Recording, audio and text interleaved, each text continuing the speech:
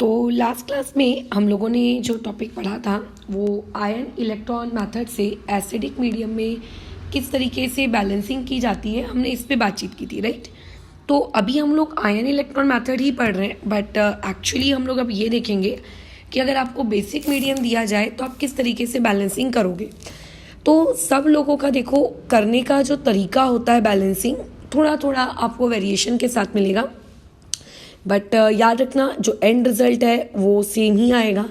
अगर and result आपका same नहीं आ रहा है, इट मीन्स बैलेंसिंग में गड़बड़ी हो गई है, ठीक है।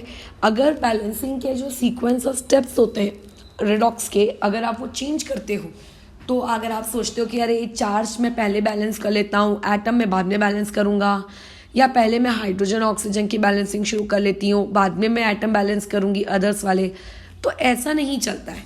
एक फिक्स्ड रूल होता है, you have to follow that rule. अगर आप उस रूल को फॉलो करोगे तो बैलेंसिंग में कोई तकलीफ नहीं आएगी, अगर आप उस रूल को फॉलो नहीं करोगे तो बैलेंसिंग में भर भर के तकलीफ आने वाली है। चलो मूव करते हैं उस रूल की तरफ।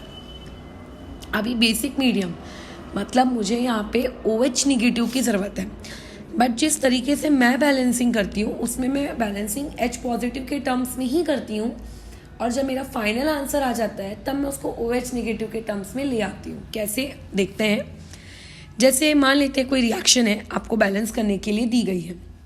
फॉर एग्जांपल आपको दिया है Zn, ठीक है, प्लस यहाँ पर लिखा हुआ है NO3 निगेटिव, ठीक है, और उसके बाद Zn2 पॉजिटिव और यहाँ पर लिख दिया है NH4 पॉजिटिव। तो सबसे पहला काम आपके पास ये होता है कि आप ये चेक करिए कि आपकी जो रिएक्शन है वो मॉलिक्यूलर फॉर्म में है कि आयोनिक फॉर्म में है। अब किस्मत से मेरी रिएक्शन ऑलरेडी आयोनिक फॉर्म में है, राइट, तो मुझे उसको मॉलिक्यूलर फॉर्म से आयोनिक फॉर्म में कन्वर्ट करने की झकझक नहीं करनी है। तो जो स्टेप नंबर 1 होती है वो तो ऑलरेडी डन है मेरी। अब आते हैं हम लोग स्टेप नंबर 2 में। स्टेप नंबर 2 में आपको उन सभी के ऊपर में जो चार्ज है आपको वो लिखना है, ठीक है। अब देखो मैंने ऑक्सीडेशन स्टेट नहीं बोला, मैंने जो वर्ड बोला वो मैंने क्या कहा, आप लोगों का चार्ज।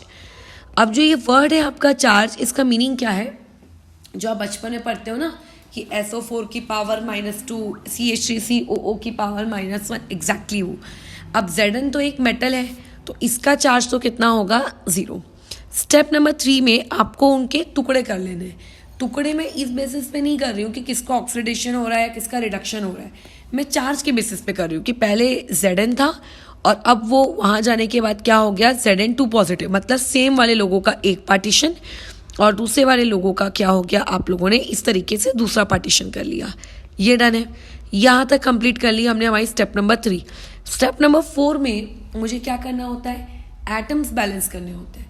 तो क्योंकि मेरे पास स्टेप नंबर 4 में लेफ्ट हैंड साइड में एक जिंक है, राइट हैंड साइड में भी मेरे पास एक ही जिंक है, तो सब कुछ एकदम परफेक्ट है। राइट हैंड साइड में मेरे पास NO3 निगेटिव है और मेरे पास NH4 पॉजिटिव है। तो आप N के रिस्पेक्ट में देखो, तो अगर मैं N के रिस्पेक्ट में देखती हूँ, ऑक्सीजन और हाइड्रोजन को इग्नोर करो, तो अभी भी मेरे पास देखो सारी चीज़ें बैलेंस्ड है। मेरे पास फिर किस चीज़ की कमी है, मेरे पास अगर कमी है तो मेरे पास इस बात की कमी है कि आप लोगों के पास, अच्छा रुको रुको रुको रुको रुको, मुझे एक इम्पॉर्टेंट कॉल करना था, बहुत इम्पॉर्टेंट, मैं उस चीज़ को भूल गई। ठीक है, 1 मिनट, हाँ 1 मिनट, मेरे को अचानक से ये चीज़ याद आई। हेलो, कल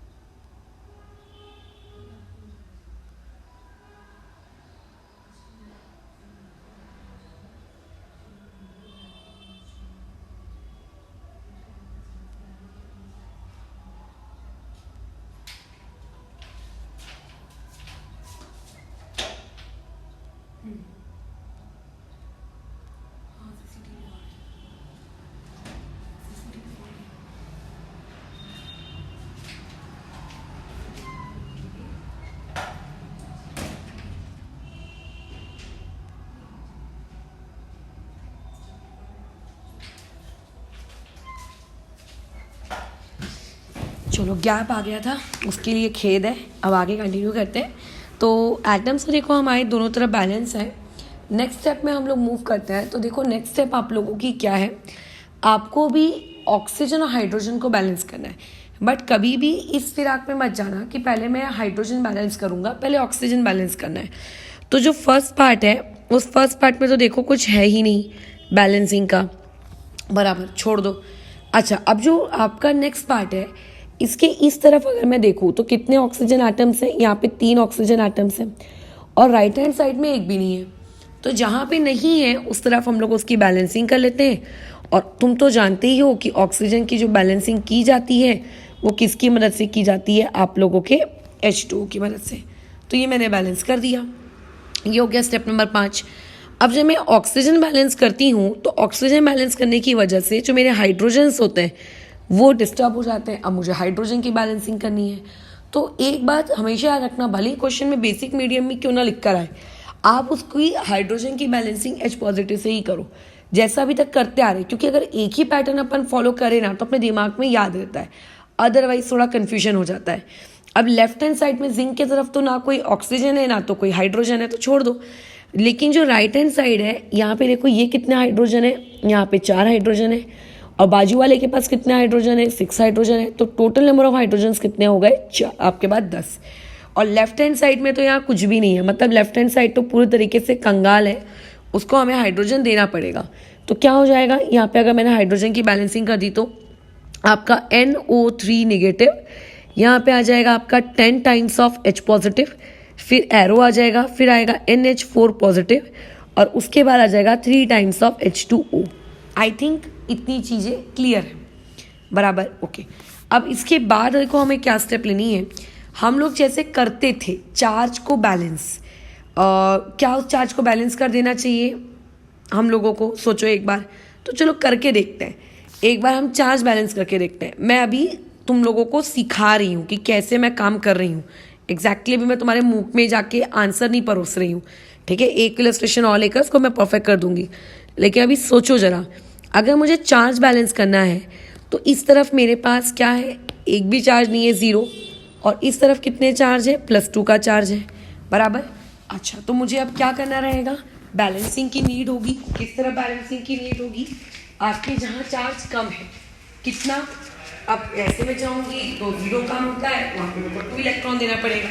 बट प्रीवियस वीडियो में हमने देखा था कि जहाँ 2+ है हम वहाँ भी 2 इलेक्ट्रॉन देते हैं, क्योंकि इलेक्ट्रॉन -2 क्रिएट करता है, जिसकी वजह से क्या हो जाएगा, आपका जो +2 है और जो -2 है ये दोनों मिला के आपके क्या कर देंगे बताओ, 0 कर देंगे, बराबर। ठीक, तो इसीलिए जो हम लोगों ने चार्ज का बैलेंस किया, ये चार्ज का बैलेंस आप लोगों का किस तरफ होगा, जिंक 2+ की तरफ होगा, ये इस तरीके से +2 इलेक्ट्रॉन्स, डन। अच्छा, अब आते हैं बैलेंसिंग में हम राइट हैंड साइड में। राइट हैंड साइड में कितने चार्जेस हैं उसके बारे में बात करो तो देखो NO3 नेगेटिव यानी कि -1, 10H पॉजिटिव यानी कि ये +10। लेफ्ट हैंड साइड में जो चार्ज है वो कितना है, नेगेटिव है, +9 है, ठीक है, +9। अब जो राइट हैंड साइड है इसके पास चार्ज कितने का है, सिर्फ +1 का चार्ज है। तो अब मुझे बताओ कहाँ पे बैलेंसिंग की नीड है, इलेक्ट्रॉन्स के टर्म्स में। अगर मैं राइट हैंड साइड में इलेक्ट्रॉन्स ऐड कर देती हूँ, कितने इलेक्ट्रॉन्स ऐड करने होंगे, 8 का डिफरेंस है ना, तो कितने इलेक्ट्रॉन्स ऐड करने होंगे, 8। अगर मैं राइट में करती हूँ तो +1 और ऊपर से -8 इलेक्ट्रॉन आ रहे हैं तो माइनस में चला जाएगा चार्ज। इसीलिए जो बैलेंसिंग अभी की जाएगी चार्ज के रिस्पेक्ट में वो लेफ्ट हैंड साइड की जाएगी। NO3 negative +10H positive plus कितने इलेक्ट्रॉन्स, 8 इलेक्ट्रॉन्स, एरो देकर आ जाएगा आपका NH4 पॉजिटिव और उसके बाद आ जाएगा 3 टाइम्स ऑफ H2O। बस बराबर है काम, ओके। चार्ज हमारा बैलेंस हो गया। और चार्ज बैलेंस होने के बाद अब मुझे क्या हिसाब किताब करना है। अब यूजुअली हम लोगों का क्या रहता है बताओ, हम लोगों का ये अप्रोच रहती है कि उसको अब हम लोगों को इलेक्ट्रॉन्स को इस तरीके से बैलेंस करना है कि इलेक्ट्रॉन्स बैलेंस हो जाएं और उन इक्वेशंस को हम ऐड कर दें। तो अब क्योंकि मेरे पास जो इक्वेशन नंबर 2 है इसमें कितने इलेक्ट्रॉन्स हैं, 8, और इक्वेशन नंबर 1 में कितने इलेक्ट्रॉन्स हैं, 2। तो इक्वेशन नंबर 1 को आप मल्टीप्लाई कर दीजिए 4 से, तो ये कितना हो जाएगा आपका 2 टाइम्स ऑफ, अच्छा 4 times of, not 2 times of, 4 times of zinc, 4 times of Zn2+, और यहाँ पे कितना आ जाएगा 8 इलेक्ट्रॉन। ये वाला पार्ट तो वैसे का वैसे ही रहेगा क्योंकि उसको बैलेंसिंग की आवश्यकता नहीं है। अब मेरे पास ये जो नई इक्वेशन तैयार हुई, तुम तो जानते ही हो कि अब मैं क्या करूँगी स्टेप नंबर 9 में हम इन दोनों इक्वेशंस को उठाएंगे, इन दोनों इक्वेशंस को उठाकर हम ऐड कर देंगे। तो व्हेन यू ऐड देम क्या हो जाएगा 4 टाइम्स ऑफ Zn, ठीक है, एरो में फिर क्या आ जाएगा 4 टाइम्स ऑफ Zn की पावर में 2 प्लस 8 इलेक्ट्रॉन्स।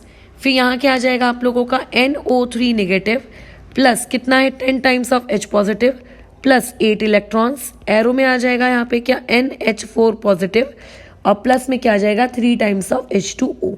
तो अब देखो ये चीज़ कैसी होगी, आपका ये वाला 8 इलेक्ट्रॉन और ये वाला 8 इलेक्ट्रॉन आपका हो गया कैंसिल। अब मेरे पास जो चीज़ बच गई वो क्या है, आपके पास 4 times of Zn plus NO3 negative plus क्या है 10H पॉजिटिव, फिर arrow 4 times of Zn 2 positive plus right hand side में और क्या है NH4 पॉजिटिव और प्लस में क्या है आपके पास 3 टाइम्स ऑफ H2O। क्या है बात दिमाग में जा रही है। अब इस क्वेश्चन में द गेम इज कि मेरे को तो बेसिक मीडियम का सवाल दिया गया था और मैंने तो इस क्वेश्चन को सॉल्व कर दिया है पूरा का पूरा एसिडिक मीडियम में। कैसे मुझे पता कि मैंने एसिडिक मीडियम में सॉल्व किया है, अरे यार यहाँ पे देखो ना H पॉजिटिव दिख रहा है, यानी कि एसिडिक मीडियम में किया है। तो मैं इस H पॉजिटिव को हटाना चाहती हूँ। अब यहाँ पे अपना गेम शुरू होता है असली। अभी तक मैंने ऐसा कोई काम नहीं किया, ध्यान रखना, जिस चीज़ में तुमको ये लग रहा हो कि आप लोगों का कुछ अलग किया गया है। लास्ट वीडियो में आपने जो पढ़ा था, क्या पढ़ा था, एसिडिक मीडियम से बैलेंस करना। डोंट यू थिंक कि हम लोग एसिडिक मीडियम से ही पूरी तरीके से इस चीज़ को बैलेंस करते आ रहे हैं, राइट। बैलेंसिंग तो हमारी पूरी हो गई है, बराबर, ओके। तो अब यहाँ पर मेरे को ये H पॉजिटिव हटाना है, तो मैं क्या करती हूँ, मुझे इस H पॉजिटिव को हटाना है। वो भी कितने H पॉजिटिव हटाने हैं, 10 H पॉजिटिव हटाने हैं। तो हम लोग क्या करते हैं, जैसे मैथमेटिक्स में कैसे करते हैं, अगर तुम्हें किसी इक्वेशन से +3 हटाना है तो तुम क्या बोलोगे, मैडम -3 कर दो। +3 -3 का नेट कितना आ जाएगा, 0 आ जाएगा। So we will add 10 times of OH negative. लेकिन अब ये जो ऐड करेंगे हम यहाँ पे बोथ साइड्स में ऐड करेंगे। तो अगर मैंने ये वाला जो आपका 10H पॉजिटिव है, क्योंकि ये 10H पॉजिटिव है इसीलिए मैं 10 टाइम्स ऑफ OH नेगेटिव भी मैं ऐड कर रही हूँ, अदरवाइज मुझे ऐड करने की नीड नहीं होती। तो मैंने क्या किया, यहाँ पे 10 टाइम्स ऑफ OH नेगेटिव। अब लेफ्ट में कर रहे हैं तो राइट में भी करना ही पड़ेगा, जैसी मैथ्स होती है सेम टू सेम। अब इसके ऐड करने से आपके पास नेट रिजल्ट क्या आया कि 4HN वैसे का वैसी, सॉरी Zn, NO3 नेगेटिव वैसे का वैसी, ये दोनों कंबाइन होकर H और OH नेगेटिव क्या बना लेंगे, 10 टाइम्स ऑफ H2O। अब तो तुम्हारे दिमाग में ये चीज़ छप गई होगी आयोनिक इक्विलिब्रियम में इतना पढ़ के कि H पॉजिटिव और OH नेगेटिव आपका H2O बनाते हैं, और ये राइट हैंड साइड में रहेगा +3H2O और क्या रहेगा 10 टाइम्स ऑफ, अरे यार 10 टाइम्स ऑफ आप लोगों का 10 टाइम्स ऑफ आप लोगों का OH निगेटिव। अभी कैसा है कि वैसे तो ये क्वेश्चन बैलेंस हो गया है, बट इसको थोड़ा सा, ठीक है, हम लोग सजाएंगे धजाएंगे। कैसे, यहाँ देखो +3H2 है, डोंट यू थिंक हमें यहाँ पे इसको ट्रांसफर कर देना चाहिए। तो अगर मैंने इसको ट्रांसफर कर दिया तो मेरे पास जो नेट रिएक्शन बनी वो नेट रिएक्शन मेरी इतनी बनी, ये 7H2, क्योंकि इधर आएगा तो माइनस हो जाएगा, जस्ट लाइक मैथमेटिक्स रूल, ठीक है। जिस तरीके से मैथ्स के रूल्स के साथ काम करते हो बस वही तरीके के रूल्स हैं। तो ये हो गया आपका बेसिक मीडियम में बैलेंस। देखो OH निगेटिव है, वो 100 जैसा लग रहा है हाँ, बट वो 100 नहीं है, प्लीज ध्यान रखना, 10 times of OH negative, done. अब मैं अगेन बता दूं, इस चीज़ को बहुत सारे लोगों का अपना अपना अप्रोच रहता है, बट ये मेरा अप्रोच है। या फिर आप कह सकते हो कि जब मैंने 11th में सीखा तो उस वक्त में भी मुझे, क्योंकि एग्जैक्टली तो याद नहीं है 11th की चीज़ें कि मैंने यही चीज़ सीखी थी कि नहीं सीखी थी, बट उन्होंने मतलब मुझे ऐसे सिखाया था कि नहीं सिखाया था, बट एट द टाइम मुझे जो एकदम अच्छे से दिमाग में मेरे याद है, हो सकता है मैंने अपने खुद के कुछ किए हों उसमें करेक्शंस कि अच्छा इसको ऐसे कर लेते, इसको ऐसे कर लेते, तो क्या आंसर आ रहा है क्या, तो ये मेरे द्वारा किया हुआ है। तो ये मुझे काफ़ी पर्सनली पसंद है, इसमें मुझे रूल्स याद नहीं करने पड़ते कि कम कहाँ है, ज़्यादा कहाँ है, ये कहाँ है, वो कहाँ है, फालतू का। इसमें आप जैसे बैलेंस करते हो आप वैसे ही बैलेंस करो एसिडिक मीडियम मानकर, ठीक है। और उसके बाद जो आपका फाइनल आंसर आए तो वो जो H पॉजिटिव जितने एक्स्ट्रा में अपीयर हो रहे हैं उन एक्स्ट्रा वाले H पॉजिटिव को हटाना है और वहाँ पे उनके ही इक्विवेलेंट आपको OH नेगेटिव इंट्रोड्यूस करना है बोथ साइड। अच्छा, अब इसमें मेरा एक और बात ध्यान में रखना, मैंने अभी तक जितने भी क्वेश्चंस लिए उनमें कोई भी स्पेक्टेटर स्पीशीज नहीं थी। स्पेक्टेटर स्पीशीज का मतलब जब आप ऑक्सीडेशन नंबर मेथड कर रहे थे तो वहाँ पे एक स्पेक्टेटर स्पीशीज थी, मतलब एक ऐसी स्पीशीज जिसका ना तो ऑक्सीडेशन हो रहा है ना रिडक्शन हो रहा है, वो बस ऐसे टाइम पास के लिए अवेलेबल है। तो हम लोग क्या करते थे, उस टाइम पास वाली स्पीशीज को सबसे आखिरी में इंट्रोड्यूस करवा देते थे जब पूरी रिएक्शन बैलेंस वालेंस सब हो जाती थी, राइट। तो यहाँ पर भी हम उसको वैसे ही करेंगे अगर ऐसा रहा तो। अभी ऐसे मैंने एक सवाल दिया है, देखो ये ऑलरेडी आपको आयोनिक फॉर्मेट में दिया है, ये आयोनिक फॉर्मेट में दिया है, ये आयोनिक फॉर्मेट में दिया है, बट ये आपको आयोनिक फॉर्मेट में नहीं दिया। तो स्टेप नंबर 1 के अकॉर्डिंग मुझे पहले इसको आयोनिक फॉर्मेट में कन्वर्ट करना है। तो CrOH होल टाइप 3 है, तो मैं इसको क्या लिख सकती हूँ, ऑक्सीडेशन स्टेट अगर मैं क्रोमियम का निकालूंगी तो डोंट यू थिंक Cr+3 आएगा। अब बात आती है कि मैंने यहाँ पे वर्ड यूज किया है Cr+3 के लिए ऑक्सीडेशन स्टेट। थोड़ी अक्ल का इस्तेमाल करो, एक OH पे -1 होता है, 3 OH है, मतलब ओवरऑल यहाँ पे -3 रहा होगा, तो इस पे चार्ज कितना रहेगा, +3। ठीक है, तो ये इस तरीके से मैंने अपनी पूरी की पूरी रिएक्शन लिख दी। इस रिएक्शन के अंतर्गत मैंने मेरी मॉलिक्यूलर फॉर्मेट को आयोनिक फॉर्मेट में कन्वर्ट कर लिया। अब आ जाते हैं स्टेप नंबर 2 में। What is step number 2? Step number 2 में आपको कुछ नहीं करना है, आपको बहुत ही प्यार से उनको सेपरेट कर लेना, उनका डाइवोर्स करवा दो। तो ये क्या हो जाएगा, Cr+3, इसके साथ कौन रहने आएगा, CrO4 नेगेटिव, और बाजू में कौन रहेगा उसके साथ, iO3 नेगेटिव दूसरा पार्टनर, और उसके साथ रहेगा I नेगेटिव। स्टेप नंबर 3 में आते हैं। स्टेप नंबर 3 जो होती है वो आपको ये जानकारी कहती है कि आपको ऑक्सीजन और हाइड्रोजन को छोड़कर जितने भी अदर एटम्स हैं उन्हें बैलेंस करो। तो अदर एटम्स यहाँ पे अगर मैं क्रोमियम की नज़र में देखूँ तो लेफ्ट में भी एक क्रोमियम और राइट में भी एक क्रोमियम, कोई नीड नहीं है उसको बैलेंसिंग की। अगर मैं आई की नज़र से देखूँ तो लेफ्ट में भी एक आई, राइट में भी एक आई, उसको भी बैलेंसिंग की कोई भी आवश्यकता नहीं है। तो ये अदर एटम्स के रिस्पेक्ट में तो यार ये पूरा बैलेंस है। अगर मैं अब इसको ऑक्सीजन के रिस्पेक्ट में देखूं तो क्रोमियम का जो राइट हैंड साइड है, देखो ये जो आपका राइट हैंड साइड है, यहाँ पे 4 आपके ऑक्सीजन एटम्स हैं, और लेफ्ट हैंड साइड में आप अगर देखोगे तो आपके पास 0 ऑक्सीजन एटम्स हैं। तो इस हिसाब से मुझे क्या करना है, उसको ऐड किस तरफ करना है, जहाँ पे आप लोगों के कम है, और किससे बैलेंस करना है उसको, पानी की मदद से। तो डोंट यू थिंक यहाँ आ जाएगा Cr+3 और यहाँ आ जाएगा 4 टाइम्स ऑफ H2O, और एरो के बाद CrO4 2 नेगेटिव। और उसके बाद जो राइट हैंड साइड है वहाँ पे भी अगर मैं सेम यही कंसेप्ट लगाऊं तो क्योंकि लेफ्ट हैंड साइड में 3 ऑक्सीजन है तो मुझे राइट हैंड साइड में क्या करना पड़ेगा, 3 H2O इंट्रोड्यूस करने कर दिए। अब क्योंकि हमने H2O इंट्रोड्यूस किया है तो तुम तो जानते हो कि H2O के इंट्रोड्यूस करने से क्या होता है। H2O के इंट्रोड्यूस करने की वजह से आप लोगों को वहाँ पे क्या करना पड़ता है, बैलेंसिंग करनी पड़ती है। कैसी बैलेंसिंग करनी पड़ती है, हाइड्रोजन की। तो मैं किसके रिस्पेक्ट में बैलेंस करवाऊंगी, H+ की मदद से करवाऊंगी। तो मेरे पास ये जो लेफ्ट हैंड में स्पीशीज है इसके पास बेसिकली कितने हाइड्रोजन एटम्स हैं, इसके पास 8 हाइड्रोजन एटम्स हैं, राइट। तो मैं राइट हैंड साइड में क्या करूंगी, 8H+ इंट्रोड्यूस करूंगी, Cr+3 plus 4 times of H2O, arrow में CrO4 2 नेगेटिव, और प्लस में यहाँ क्या आ जाएगा, 8 टाइम्स ऑफ H+। डन हो गया। वैसे ही सेम यही लॉजिक अगर हम लगाएं तो इस बार बैलेंसिंग की नीड आपको किस तरह पड़ रही है, 6 टाइम्स ऑफ H+, यानी कि यहाँ। फिर उसके बाद आ जाएगा I नेगेटिव, और उसके बाद रहेगा 3 टाइम्स ऑफ H2O। देखो मैं ना स्टेप्स नहीं लिखवा के देती हूँ, मेरे हिसाब से एक इंसान अगर प्रैक्टिस करता है तो ऑटोमेटिकली उसको याद हो जाती है चीज़ें। बट कैसा है, जब मैं बोल रही हूँ कि अब ये करना है, ये करना है, ये करना है, तो पूरे इलस्ट्रेशंस खत्म होने के बाद एक छोटा सा हेडिंग डाल देना, ion electron method balancing steps, और सारे स्टेप्स को दो वर्ड्स में लिख लेना, ताकि in case after 4 to 5 months अगर तुम इस चीज़ को देखोगे तो वीडियो तो रहेगा यूट्यूब पे, बट अगर खुद की कॉपी से ही समझना हो तो तुम्हें पता होनी चाहिए ना कि क्या स्टेप्स आप वहाँ पे यूज़ कर रहे हो। अच्छा, अब आ जाते हैं। अब यहाँ तो आपका हाइड्रोजन ऑक्सीजन सब बैलेंस हो गया। अब स्टेप नंबर 6 में बारी आती है चार्ज बैलेंस की। तो चार्ज के रिस्पेक्ट में देखो, क्रोमियम के ऊपर +3 का चार्ज, वाटर तो न्यूट्रल होता है तो कोई मतलब नहीं है। Left hand right hand side में -2 का चार्ज और +8 का चार्ज, तो एक तरफ चार्ज है 3 का और दूसरी तरफ चार्ज है 6 का।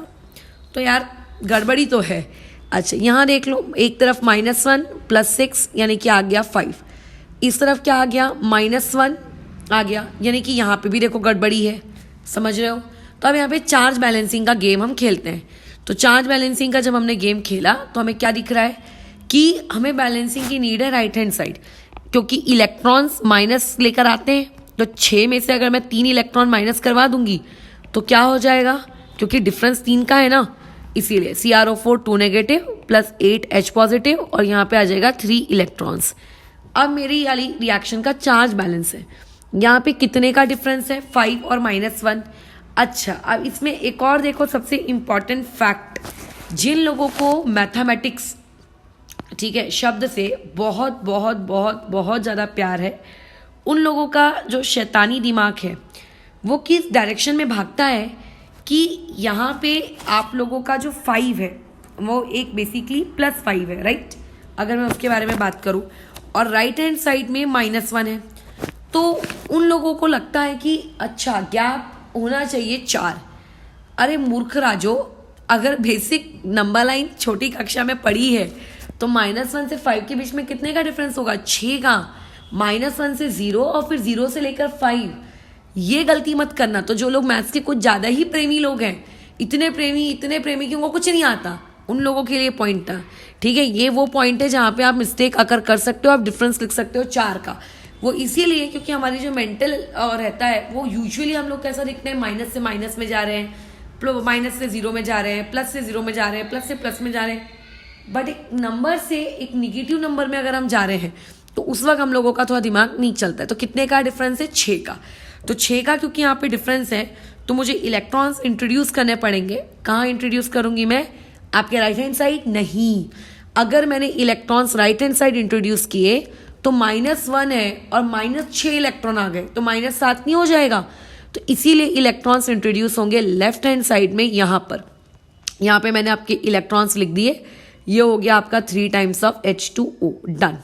ये हमारी कहानी खत्म। स्टेप नंबर 6 तक हमारा पूरा एकदम भाषणबाजी खत्म।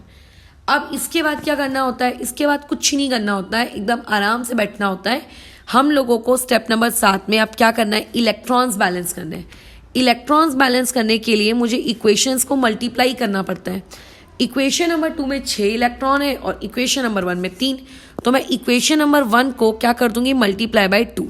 तो अगर मैंने इक्वेशन नंबर 1 को मल्टीप्लाई बाय 2 कर दिया तो ये चीज आएगी 2 times of Cr3 positive, 2 4 8 H2O, और उसके बाद 2 times of CrO4 2 negative plus 8 times of H positive. अच्छा, इसको मल्टीप्लाई करना भूल गई, देखना ऐसी एरर ना हो जाए करते वक्त। हाँ, और ये 6 इलेक्ट्रॉन्स बराबर, ये हो गया। अच्छा, अब इसका जो दूसरा पार्ट है, दूसरे पार्ट में हमें किसी भी प्रकार के इलेक्ट्रॉन्स को मल्टीप्लाई करने की नीड नहीं है। क्यों नीड नहीं है, क्योंकि वो ऑलरेडी बैलेंस, मतलब उसमें ऑलरेडी 6 इलेक्ट्रॉन्स है। उसको क्या मतलब लिखोगे तुम, कुछ नहीं लिख सकते। तो अगर मैं ये कहूँ कि ये मेरी इक्वेशन नंबर 3 है और ये मेरी इक्वेशन नंबर 4 है, तो मुझे अब इन दोनों इक्वेशन को ऐड करना है। अब देखो, ऐड करते वक्त ना मैं अगेन वो पगले के समान एक इक्वेशन के नीचे दूसरी इक्वेशन नहीं लिखूंगी, मैं डायरेक्ट कैंसिल कर रही हूँ। तो जब मैं कैंसिल आउट करूंगी तो ये और ये तो कट जाएगा। अब जो लेफ्ट हैंड वाले जितने भी उनको सबको साथ लिख दो। तो लेफ्ट हैंड में फर्स्ट साइड कितना है, 2 टाइम्स ऑफ Cr3 पॉजिटिव, कितना है 8 H2O। बाजू वाली रिएक्शन के लेफ्ट हैंड में कौन है, IO3 नेगेटिव, और कौन है आपका 6 times of H positive. Arrow देकर फिर क्या आएगा, 2 टाइम्स ऑफ CrO4 2 नेगेटिव, फिर आएगा आपका 16 H पॉजिटिव, और फिर आएगा आपका I नेगेटिव, और फिर आएगा आपका 3 टाइम्स ऑफ H2O। ये ऐसे, ये बन गई हमारी बैलेंसिंग, डन। अब अगर ये एसिडिक मीडियम में ये सवाल होता तो मुझे ये क्वेश्चन को इसी स्टेप पे छोड़ने में कोई आपत्ति नहीं होती। अब तुम तो जानते हो क्योंकि बेसिक मीडियम का सवाल है तो मुझे OH नेगेटिव तो दिखाना है। तो OH नेगेटिव को इंट्रोड्यूस करने के लिए आखिरी स्टेप में हमको क्या करना पड़ेगा, लेफ्ट हैंड साइड और राइट हैंड साइड दोनों तरफ 6 OH नेगेटिव में ऐड कर रही हूँ। ऐड दोनों तरफ किया जाएगा, एक तरफ नहीं। और मैंने 6 इसीलिए किया क्योंकि मेरे पास 6 H पॉजिटिव थे। तो इससे क्या हो गया आपके पास answer, 2 times of Cr3 positive plus 8 H2O plus IO3 negative plus 6 H2O। अच्छा, इवन इसी स्टेप में हम एक काम और कर लेते हैं। अच्छा रुको, रहने दो, उसको बाद में कर लेंगे, जान दो। 2 टाइम्स ऑफ CrO4 2 नेगेटिव, मुझे गलती हो गई, मुझे 16 ऐड करना चाहिए था क्योंकि देखो ना इस तरह 16 H पॉजिटिव है। ओ माय गॉड, 16 ऐड करना है, जो बड़ा नंबर है उसको ऐड करो। तो 16 अगर मैं करूँगी तो ये हो जाएगा 16 H2O, और नहीं 16 H2O नहीं होगा, एक मिनट, 6 H पॉजिटिव, उसके अंदर के देखो 16 OH नेगेटिव का मतलब क्या है, मैं ये लिख सकती हूँ कि इसके पास 6 OH नेगेटिव होंगे plus 10 times of OH negative होंगे, लिख सकते हैं ना ऐसे। तो ये जो 6 OH नेगेटिव होंगे ये 6 H पॉजिटिव से कंबाइन होंगे और कन्वर्ट कर लेंगे उसको 6 H2O में, लेकिन ये तो किसी H पॉजिटिव से कंबाइन हो ही नहीं पाए, तो ये बेचारे आपके वैसे के वैसे ही रह जाएंगे, बराबर, ये बेचारे वैसे के वैसे। और ये दोनों जो कंबाइन होंगे, ये दोनों कंबाइन होकर बना लेंगे 16 H2O, प्लस में आ जाएगा I नेगेटिव और प्लस में आ जाएगा आपके पास 3 H2O, ये ऐसे डन। अब देखो क्या है, अब कैलकुलेशन 8 H2O 6 H2O कितना हो गया आपका 14 H2O। इस तरफ कितने H2O हैं 16, तो एक काम करते 14 H2O को यहाँ शिफ्ट कर देते हैं। तो अगर तुमने 14 H2O को वहाँ शिफ्ट किया तो जो नेट रिएक्शन है वो कुछ इस प्रकार की रहेगी। आपके लेफ्ट हैंड साइड में आपके पास सिर्फ इतनी स्पीशीज बचेगी, राइट हैंड साइड में आप लोगों के पास जब वो 14 H2O वहाँ चले जाएंगे तो वहाँ जाने के बाद कितने H2O बन जाएंगे आपके पास 2 H2O बन जाएंगे। अच्छा 2 और ये देखो 3 भी है, तो ये 5 H2O बन गए बेसिकली, और ये I नेगेटिव आपका वैसे का वैसी। डन हो गई हमारी बैलेंसिंग, खत्म कहानी। देख लो कुछ हुआ तो नहीं है, कुछ गड़बड़ी, मेरे को लग रहा है मैंने कुछ गड़बड़ी कर दी है शायद, ले चेक करो उसको। मेरे को ऐसा लग रहा है कि कुछ अंडा दे दिया है, उस अंडे को डिटेक्ट करना पड़ेगा। दिख तो नहीं रहा है, बट मुझे ऐसा अंदर से फीलिंग आ रही है, क्योंकि जब गड़बड़ होता है ना तो फील आ जाती है कि हाँ कुछ गलत हो रहा है। आई जस्ट डोंट नो, देखना पड़ेगा। 3 H2O एक बार उसको चेक कर लेते हैं ऊपर से। देखो स्टेप नंबर 1 में तो हमने कुछ नहीं किया है, स्टेप नंबर 1 में एटम बैलेंस में भी कुछ नहीं किया है, स्टेप नंबर 3 में हमने ऑक्सीजन को बैलेंस करना था, क्रोमियम बैलेंस 4 ऑक्सीजन राइट में है तो 4 H2O इंट्रोड्यूस किए, इसके एवज में 8 हाइड्रोजन क्रिएट हुए, तो यहाँ 8 H पॉजिटिव मैंने क्रिएट किए, यहाँ पे मैंने 6 H पॉजिटिव डाल दिए, बराबर है यहाँ तक की स्टेप। उसके बाद चार्ज बैलेंस किया है तो 3 का डिफरेंस है, तो 3 मैंने यहाँ इंट्रोड्यूस किया, यहाँ पे 6 का डिफरेंस है तो यहाँ इंट्रोड्यूस किया, इक्वेशन को 2 से मल्टीप्लाई किया, तो 2 CR 2 4 जा 8 2 8 जा 16। अच्छा ये 16 H पॉजिटिव है, एक मिनट, अरे यार देखो नहीं सही तो है, ओके। और यहाँ पे तो ये ऑलरेडी 6 इलेक्ट्रॉन्स हैं, तो ये हो गया आपका, कट गया IO3 नेगेटिव। अब अरे यार क्या पागलपन करके रखा है क्या मैंने, कुछ ना कुछ लिख दिया लगता नींद में, नींद तो नहीं है वैसे। 2 times of CrO4 2 negative 16 H positive I negative और 3 H2 बराबर है। इस तरफ 16 H पॉजिटिव है, इधर तरफ 6 H पॉजिटिव है। एक काम करते हैं इसको यहाँ से रिपीट कर लेते हैं, ठीक है, इसको रिपीट कर लेते हैं यहाँ से मैं रिपीट कर रही हूँ इसको, ठीक है। देख लेते हैं इसको, थोड़ा सिंप्लीफाई कर लेते हैं, ऐसे खिचड़ा खाचड़ा नहीं करते। इसको मैं ऐसा लिख सकती हूँ 2 times of CR3 positive plus IO3 negative, और ये हो जाएगा आपका 5 H2O। कैसे हो जाएगा 5 H2O, ये +3 यहाँ पे आके माइनस में हो गया, यहाँ हो जाएगा 2 टाइम्स ऑफ CrO4 2 नेगेटिव, और प्लस में कितना आ जाएगा आपका 16 H पॉजिटिव में से 6 H पॉजिटिव गया तो 10 H positive plus I negative. Done, okay.